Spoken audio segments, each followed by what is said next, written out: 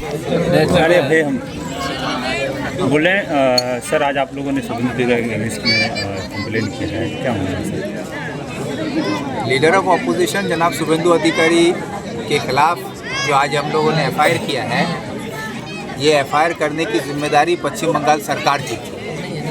लेकिन अफसोस कि विधानसभा के दौरान लीडर ऑफ ऑपोजिशन विधानसभा के बाहर प्रेस कॉन्फ्रेंस में जिस भाषा में उन्होंने एक रिलीजन के ऊपर हमला बोलते हुए जो बात कही है, ये नाकाबिले बर्दाश्त है और इस पर सरकार को कार्रवाई करनी चाहिए थी एक सेकुलर गवर्नमेंट के हैसियत से। लेकिन अफसोस कि सरकार कोई कदम नहीं उठा पाई।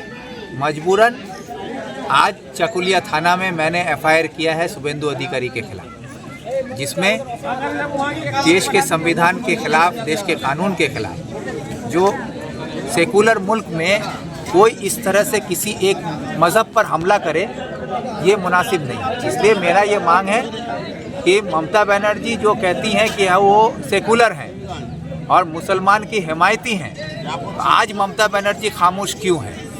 अभी तक शुभेंदु अधिकारी पर चीफ मिनिस्टर ने एफआईआर क्यों नहीं किया? पश्चिम बंगाल सरकार ने क्यों नहीं किया? वो खुद पुलिस मंत्री हैं, अभी तक शुभेंदु अधिकारी गिरफ्तार क्यों नहीं हुआ? ये बहुत बड़ा सवाल है। ये सवाल इस बात की तरफ इशारा करता है कि बीजेपी और तृणमूल एक है, ममता मोदी एक है। ममता की गोद में बैठ के शुभेंदु अधिकारी पश्चिम बंगाल के मुसलमानों को धमकी दे रहा है और ममता बनर्जी खामोश होकर तमाशा देख रही है। और तृणमूल यहाँ कहता है कि बीजेपी से लड़ना हो तो ममता के पास आओ। ये ममता और मोदी मिलके जो खेला होबे का स्लोगन दे रहा है, ये हिंदू मुसलमान में नफरत की राजनीति करके अपना सियासी उल्लू सीधा कर रहा है।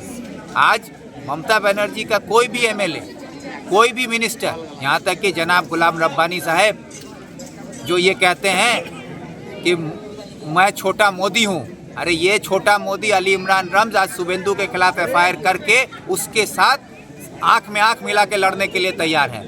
आप में हिम्मत है शुभेंदु अधिकारी के खिलाफ आवाज़ उठाने का, एफआईआर करने का? क्योंकि आपकी आका ममता बनर्जी आपको जब तक इजाज़त नहीं देगी, आपके मुंह से आवाज़ नहीं निकलेगा। आपके मुंह में अल्लाह ताला ने ज़ुबान दिया है, लेकिन उस ज़ुबान पर चाबुक लगा कर रखी है ममता बनर्जी, उसके इजाज़त के बिना आपकी ज़ुबान तक नहीं निकलेगी। इस बयान को लेकर गुलाम रब्बानी ने आज विधानसभा में जो है एक शुभेंदु अधिकारी के खिलाफ अगेंस्ट प्रस्ताव भी पेश किया है, जिसको जो है और ममता बनर्जी भी ने इसके लिए कड़ी निंदा की है विधानसभा में। अरे ये तो नाटक है। विधानसभा में सरकार आपकी है, आप किसी चीज़ पर भी प्रस्ताव ला सकते हैं। तो शुभेंदु अधिकारी के खिलाफ प्रस्ताव ला के आप विधानसभा में रिकॉर्ड कर रहे हैं कि शुभेंदु अधिकारी जो बोला उसके समर्थन में हम नहीं हैं। लेकिन आप सरकार में हैं, आपकी सरकार में बंगाल के मुसलमानों को खुलेआम लीडर ऑफ अपोजिशन धमकी दे रहा है और उसके बाद सरकार संविधान के तहत, देश के कानून के तहत उसके खिलाफ एफआईआर कर सकती है। वो एफआईआर शुभेंदु के खिलाफ अभी तक पश्चिम बंगाल सरकार ने नहीं किया। पश्चिम बंगाल के मुख्यमंत्री खुद पुलिस मंत्री हैं, चाहे तो सुमोटो केस हो सकता है, उसके खिलाफ केस क्यों नहीं हुआ? आप कह रहे हैं सर किसी ने क्या, आज देखा जाए आप ही के विधानसभा में जो है तृणमूल कांग्रेस के लोग भी अलग अलग थानों में एफआईआर कर रहे हैं, ग्वालपोखर में भी हुआ था। पूरे बंगाल में 10 करोड़ आबादी है, 10 करोड़ लोग एफआईआर कर सकते हैं। लेकिन मसला ये है कि सरकार क्यों नहीं कर रही है? हम अकेले लड़ रहे हैं, आप अकेले लड़ रहे हैं। ये लड़ाई आपकी और मेरी नहीं है।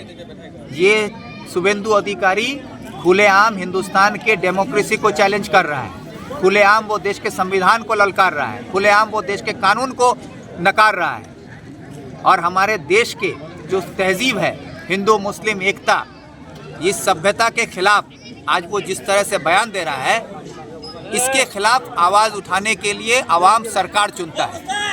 आज वो सरकार निकम्मी है, ममता खामोश है। ये साबित करता है कि ममता बनर्जी और मोदी, बीजेपी और तृणमूल एक है।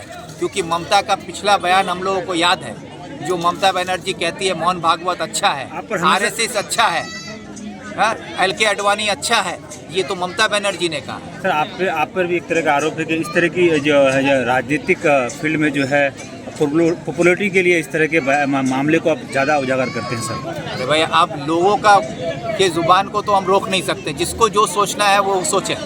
मुझे जो सही लगता है, बीइंग एक इंडियन सिटीज़न, देश का संविधान मुझे जो इख्तियार देता है, उस इख्तियार के तहत मैं अपने हक और हुकूक के लिए लड़ने के लिए हर वक्त तैयार हूँ। और आवाम के साथ हो रहे ज़्यादती या उनके साथ किसी भी तरह का कोई भी खौफनाक मंजर तैयार करने की जो कोशिश की जा रही है कि आने वाले वक्त में हिंदू मुसलमान बंगाल में लड़ कट के मरें, उसको रोकने के लिए अगर मैं अकेला ही खड़ा होकर आवाज़ उठा सकता हूँ तो ये आवाज़ मैं उठाऊँगा।